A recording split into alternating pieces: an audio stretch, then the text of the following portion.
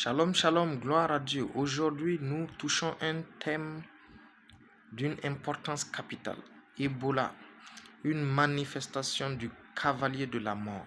À Ebola dans tout le pays. Lors d'un point presse aux côtés des ministres congolais de la communication et de la santé, Tedros Ghebreyesus a rappelé que la RDC avait vaincu 16 épidémies d'Ebola par le passé et que cette expérience était un atout. Il faut surtout que l'initiative vienne des communautés elles-mêmes, bien sûr sous l'égide du gouvernement, ce qui implique de travailler en étroite collaboration avec les communautés, de les écouter, de comprendre les problèmes qu'elles soulèvent et de s'efforcer d'y remédier. Je pense que cela nous aidera à endiguer cette épidémie. Empêcher les contaminations, détecter les cas suspects au plus vite.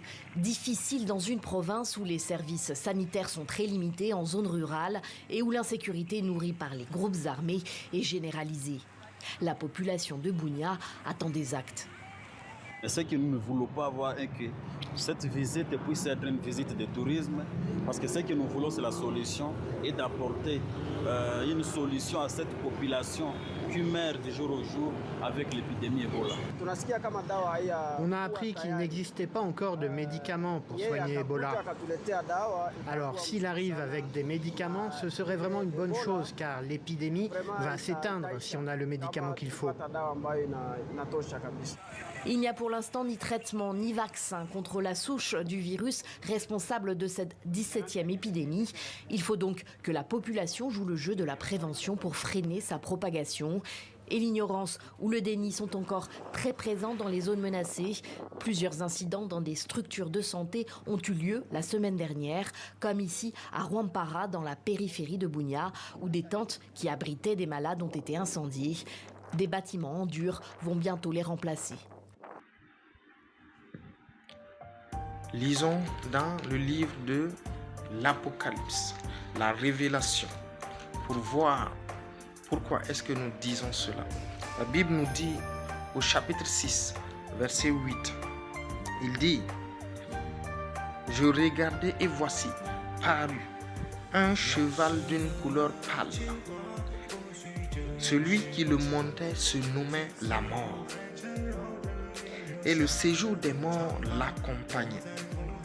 Le pouvoir leur fut donné sur le quart de la terre pour faire périr les hommes par l'épée, par la famine et par la mortalité et les bêtes sauvages. » Donc, les 4 cavaliers de l'Apocalypse.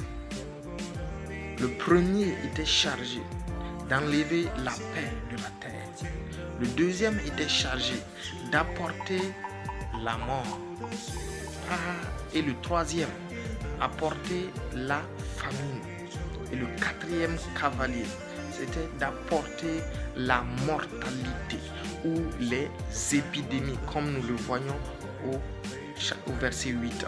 Donc, le terme mortalité est aussi épidémie dans la version du semeur, comme nous le voyons sur l'écran, et dans la version français courant. C'est dans le 8 secondes que c'est mortalité. Donc les épidémies sont une manifestation du cavalier de la mort, le 4e cavalier qui est venu sur la terre pour tuer, pour faire mourir, parce que le séjour des morts l'accompagne. Toute épidémie, toute maladie destructrice, toute maladie qui donne la mort est une manifestation, parce que les choses sont spirituelles avant d'être naturelles. S'il n'y a pas eu de décret autorisant cette manifestation, cela ne pourrait se faire. Donc, pourquoi est-ce que cette épidémie est là? Quand il y a un décès, ce sont les jeunes qui creusent les tombes et transportent le corps à main nue, sans gants, sans masque. Et cela entraîne la propagation de cette maladie. Si un membre d'une famille est malade, il emporte avec lui toute la famille. Et quel est le sens spirituel d'une telle action? Rappelons-nous, depuis 1976, la RDC est en proie à des épidémies. Nous sommes en septembre 1976. Dans un petit village au nord du Zaïre, un instituteur de 44 ans rentre chez lui avec une forte fièvre. Il pense au paludisme, les médecins aussi. On lui fait une injection, puis une autre. Mais au lieu d'aller mieux, son état s'aggrave. Il commence à vomir, à délirer, à saigner. 4 jours plus tard, il est mort. Et puis son infirmière tombe malade. Ensuite, c'est au tour de sa sœur, puis de ses proches, venus préparer le corps pour l'enterrement. En moins d'1 mois, des dizaines de personnes meurent dans la même région. Personne ne comprend ce qui se passe. Ce n'est ni la malaria, ni la fièvre jaune, ni la typhoïde, c'est quelque chose de nouveau, de jamais vu. Finalement, ce virus portera un nom, Ebola. 5 lettres qui, près de 50 ans plus tard, continuent de provoquer un frisson. D'Ebola. Depuis 1976, et ça fait la 17e épidémie. 17 épidémies. 17 temps avec la mort. Nous prions que les dégâts de cette maladie soient anéantis. Nous demandons la guérison de tous ceux qui sont malades actuellement. Au nom de Jésus, car il y a de la souffrance, il y a de la douleur, il y a de l'affliction. Mais Jésus a porté les maladies du monde entier, a porté toute épidémie dans son corps, par la flagellation, par la souffrance de la chair. Lors de son sacrifice suprême à la croix. C'est pourquoi, en son nom, nous pouvons prier, nous pouvons demander la guérison. En son nom, nous pouvons espérer avec foi une réponse favorable pour tous les malades en Ouganda, au Congo et partout ailleurs. Nous prions pour la guérison. Dans Luc, chapitre 21, verset 26, la Bible nous dit une chose très importante. Elle nous dit que ces épidémies, ces armes de la mort, ont un poids psychologique terrible parce que elles rendent l'âme de terreur. Lorsqu'on entend que quelqu'un est mort dans d'atroces circonstances et que ceux qui sont venus pour l'aider sont également morts, cela donne une peur terrible. À quand et comment faire? Enterrer dignement les morts et suivre les morts n'est pas la volonté de Dieu. Ce n'est pas un virus qui flotte dans une pièce comme la grippe ou le Covid. Il se transmet par contact, par proximité, par fluide. Le danger réel existe surtout là où les moyens sanitaires sont fragiles, là où l'isolement est difficile, là où chaque geste de soin devient un risque. Mais il faut le dire clairement, Ebola n'est plus une condamnation automatique. Notre première arme, c'est la prise en charge précoce. Isolement, réhydratation intensive, soutien des organes, surveillance rapprochée, chaque détail compte. Donc il y a une peur qui naît dans les âmes, la terreur de la mort. Mais j'ai une bonne nouvelle pour toi, mon frère, ma soeur. La Bible dit, celui qui croit au Seigneur Jésus, il est passé de la mort à la vie. Il ne sera pas en jugement. Il dit même s'il meurt, il vivra. Jean chapitre 11 et Jean chapitre 3. Tu peux le lire afin d'affermir ton cœur en Dieu. Jésus est vainqueur. Il a déjà vaincu. Et c'est par sa victoire que toi et moi, nous avons l'espérance, nous avons la foi que la peur quitte, que la peur ne peut être mentionnée dans notre vie. Parce que notre Seigneur a déjà vaincu. Cette terreur qui atteint les hommes par l'information, ne sera pas ton partage parce que Christ est en toi et Christ t'a fermé dans sa parole et dans sa réalité. Reçois cela au nom de Jésus. La Bible continue en disant, donc la terreur dans l'attente de ce qui surviendra à la terre.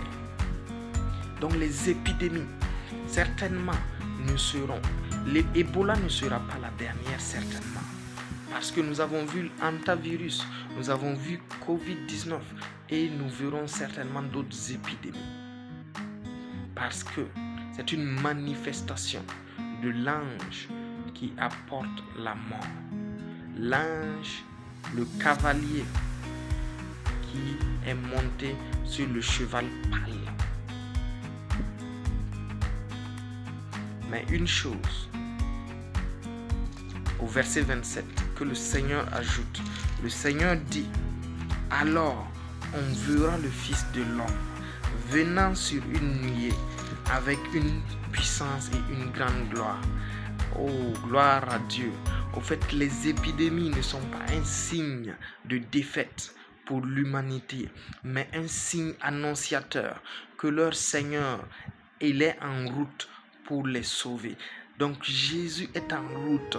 Il est en route pour nous secourir. Il viendra au temps convenable. Prépare ton cœur à le recevoir. Prépare ton âme à le recevoir. Prépare ton être entier comme les 5 vierges sages qui avaient de l'huile en réserve pour leur lampe.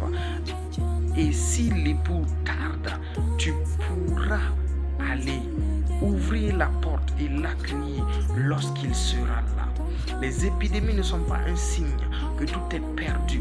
Ebola n'est pas un signe qu'il n'y a pas d'espoir, mais un signe, comme le verset 27 le dit de Luc 21, que Jésus est vivant et qu'il est en route pour venir nous amener au ciel avec lui pour les noces de l'agneau de Apocalypse 19. Alors, Ebola, une manifestation du cavalier de la mort. Mais Jésus, la manifestation du Dieu vivant. Devant lui, il n'y a pas de mort. Jean 11, verset 40 à 45. Il dit, il est la résurrection et la vie. Et c'est ce Jésus que je t'annonce, que je te présente. C'est lui qui donne la vie. Il est le chemin, la vérité et la vie. Et en ces circonstances douloureuses pour l'Afrique, en ces circonstances malencontreuses pour les âmes, pour les vies, pour les corps, j'aimerais t'exhorter à ouvrir la porte de ton cœur à celui-là même qui donne la vie aux morts comme s'ils étaient vivants, à celui-là même qui permet à quiconque le reçoit d'avoir la paix et la certitude de la vie éternelle. Il dit dans 1 Jean 5, verset 11 à 12, il dit, voici ce témoignage, c'est que quiconque croit au Seigneur Jésus a la vie éternelle. Celui qui croit au Fils ne vient pas en jugement, mais il est déjà sauvé. Je te laisse avec cette exhortation. Reçois le Seigneur Jésus dans ton cœur aujourd'hui même et que la grâce de Dieu te visite puissamment au nom de Jésus. Amen. Shalom, shalom.